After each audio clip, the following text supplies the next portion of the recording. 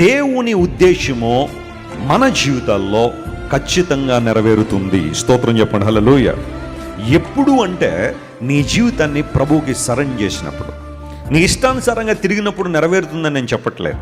నీ ఇష్టానుసారం జీవిస్తున్నప్పుడు దేవుని ఉద్దేశాలు నీలో నెరవేరుతాయని నేను చెప్పట్లేదు. కానీ నువ్వు ఎలాంటి గడ్డు సమస్యను ఎదుర్కొంటున్నా, ఎలాంటి ప్రతికూలతలు నీవు ఉన్నా, ఎంతమంది నిన్ను ద్వేషిస్తున్నా, ఎంతమంది నిన్ను నిందిస్తున్నా, దేవుడు నీ పట్ల ఒక ఉద్దేశాన్ని కలిగి ఉంటే ఆ ఉద్దేశాన్ని నెరవేర్చకుండా ఏ ఒక్కరూ ఆపలేరు. చప్పట్లు కొట్టి దేవుని మహిమపరచండి, హల్లెలూయా.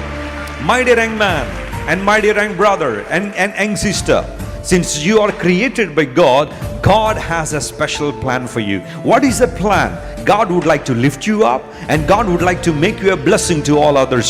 దేవుడు నీ పట్ల కలిగిన ఉద్దేశం ఎంత గొప్పది అంటే నువ్వు ఎప్పుడూ ఉన్నత స్థలంలో ఉండాలి, నువ్వు అనేక మందికి దీవెనకరంగా ఉండాలనే దేవునికి ఆలోచన. మరి ఎందుకు కొన్నిసార్లు ఇది మన జీవితంలో నెరవేరడం లేదు? ఎందుకు ఆ ప్రణాళికకు మనం దూరం అయిపోతున్నాం అంటే because of our rebelliousness, because of our disobedience we're getting away from the purpose of God. దేవుని ఉద్దేశాలను మనం దూరం అయ్యాము అంటే కొన్నిసార్లు కారణం ఏంటి అంటే మన అవిధేయత, మన పాపము, మన తిరుగుబాటుతనము, మన గర్వము, మన యొక్క డిస్సాటిస్ఫాక్షన్, దేవుని పట్ల మనకున్న అసంతృప్తి కొన్నిసార్లు దేవుని ప్రణాళికలు మన జీవితంలో నిలుపు చేస్తున్నాయి.